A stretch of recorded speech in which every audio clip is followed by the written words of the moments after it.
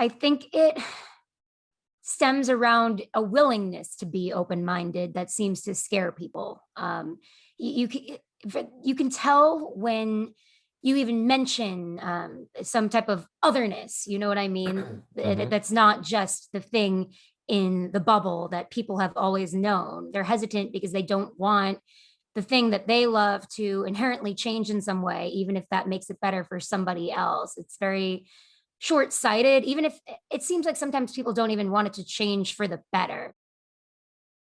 I am Sara Civian. I am a Carolina Hurricanes beat reporter for The Athletic. I've been doing that for a few years. I'm from Boston, went to Penn State, always loved hockey, grew up around hockey playing, things of that nature, and loved writing. And here we are. Look at you now. Look at me now. How did Sarah get into hockey? It's like, how do you get into the things that you love, right? I don't know. I just started playing one day, and also my town is, I guess, 20 minutes south of Boston that I grew up in. And our hockey team was always really good, and all my friends played, and some of them went to prep schools, things of that nature. I had two older brothers, they played, and just kind of that thing, right? It was omnipresent in Boston, the culture and Yes. the game. So here we are. And what do you love about the sport? I love how simple it is, right? Try to get the puck in the net. And there's some things that try to complicate it, but it, like, over the years, the way that it changes, the spirit of it stays the same. It can be a fast game, a slow game, whatever. Just get the puck in the net. I like that. I haven't heard that answer. That's it. When you break it down to its most basic form, that's exactly what it is. Mhm. How could hockey be better for you as an individual and also for the queer community? It's the hard hitting stuff. Yes, I think it stems around a willingness to be open-minded that seems to scare people. You can tell when you even mention some type of otherness, you know what I mean? Mhm. That's not just the thing in the bubble that people have always known. They're hesitant because they don't want the thing that they love to inherently change in some way, even if that makes it better for somebody else. It's very short-sighted, even if it seems like sometimes people don't even want it to change for the better, because they, like I said, kind of the reason why I love it is because some parts of it don't change, but some parts of it need to change for other people to be able to experience that sense of welcomeness and community that other people get to kind of take for granted and so freely get. And it won't change anything about their experience unless they want it to. And I feel if there was a little bit more hearing out of people that have real experiences that aren't the experiences that certain other people have, then it'd be a better place. Yeah, I keep going back to this analogy. A friend of mine, this trans woman who is the first trans woman to play trans on a soap opera. And we were having a conversation one day, and she said, it's like, and she wasn't talking about hockey, but society, and but the same analogy works. It's almost like as the other folks in hockey were outside of a restaurant and the traditional hockey people are inside. And it's not that we want their table. Mhm. It's that we just want to be able to sit down and eat too. And everyone might wait an extra minute for their food, but we all get to eat. Mhm. What do you think is causing people to, what do you think causes them to be so apprehensive and not want it to change? I think it could be different for each individual, but I think it stems from a place of fear of the unknown, right? And fear of, you know, how sometimes boomers might say, that's the way we've always done it. So that's how Mhm. we're going to keep doing it. When something becomes a routine, you don't want that challenge. You want it to be on autopilot in your brain. You don't want to think about it. You want to just sit back and enjoy it.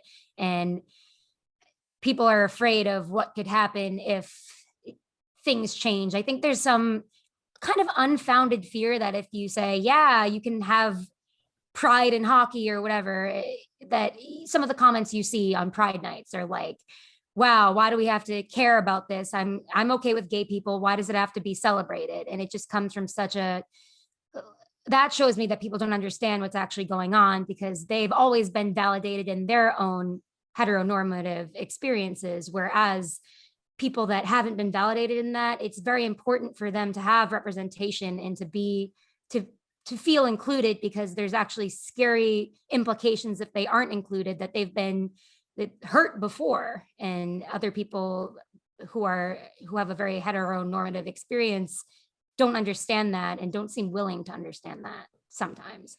Completely. And I almost think of those comments and go, well, if you took the time to write that, you obviously do care. So whether it's internalized stuff, like if you took the time to actually say, I don't care, you care.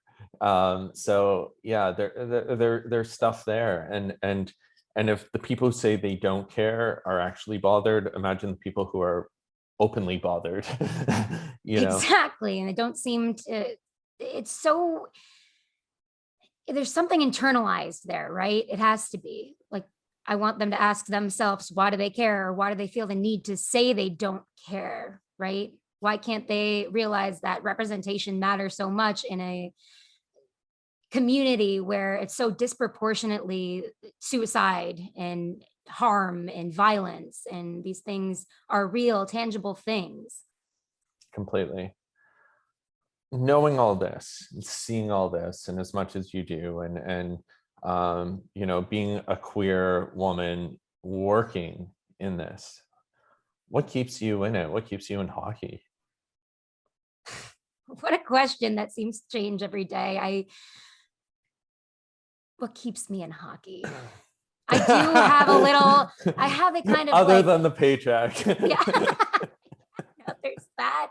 And it's, I don't know if this is self-inflated or ego driven, but maybe a intrinsic, I want to be one of the people that I can look back and say, okay, I made this better for the people that are going to come next, or I made people see us in a different light. I don't know, that they have that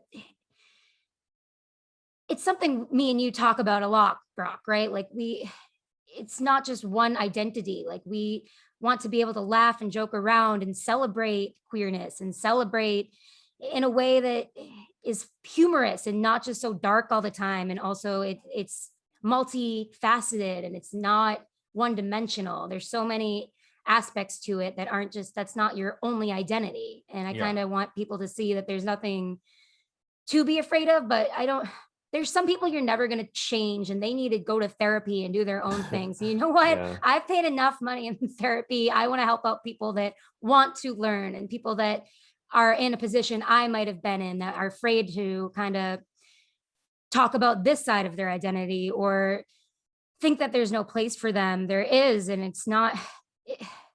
Sometimes you will be challenged and it's not the norm, and you have to feel like, oh, I'm some example for other people sometimes. But at the end of the day, being able to make a bigger place in hockey for people like us is definitely a big reason that keeps me in there.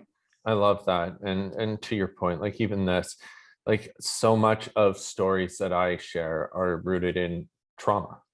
Yeah. And so much of the stories that other people share are rooted in trauma. That the fact that we're able to share this and not really like touch on people's trauma adds a different element that people don't get to see. And I'm excited to do that because it's cool and it's fun and it's, lighthearted. And so I think you're spot on there. We're not just that trauma. We can be funny people bantering on social media and still be queer. We can work in hockey and sport and still be queer. And yeah, and I kind of just wanted to make a point that I understand as a cis white woman who is dating a man right now, that I have a certain privilege, and I want to be able to help the less privileged that I do resonate with and I do talk to. I want to make sure that they have a voice. Like that's kind of, I think, more important than me as a white woman that can hide my queerness if I want to. You know what I mean? That's an option for me. I want to make sure people that don't have that option, I want to make sure that they feel safe and included in hockey. And that's critical, right? It's, you know, if it's not safe for everyone, it's really safe for nobody. And the Yeah, more we uplift and amplify, the better it's going to be. absolutely.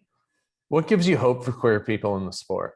The day-to-day interactions I have with actual people in the hockey world and actual coaches and players. You know what I mean? Like there's some things that you guys don't see. I wrote an article once about queerness in hockey and about Brian Burke's son, who tragically passed and was out and a hockey player. And one time, Hurricanes head coach Rod Brindamore came up to me and thanked me for writing that story. And I think there's a lot of supportive people, like old school minded too, like Brian Burke and Rod Brindamore, who are very for queerness in hockey that we don't always see. And I want to make sure people know that there's trolls on Twitter and then there's actual respected people. And a lot of the respected people are on the same side as us. And that gives me a lot of hope. I love that. Civ, is there anything else you'd like to add?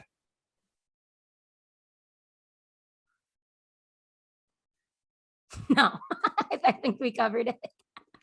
Awesome. Well, I want to thank you. You give me hope. Aw. I appreciate what you do, and I appreciate how open and vocal you are, and how you're, you know, continuing to use your platforms and your space within this culture to uplift and empower, and also to amplify queerness and share your own. You're not shy about it, and I think that's really important. So thank you.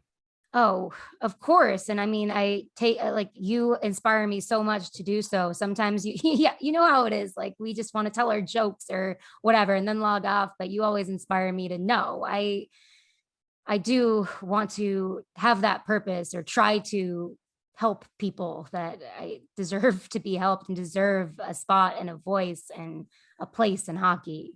And hockey would be better for that. That's what people don't realize, that kind of sit at their computers scared of what's going to change.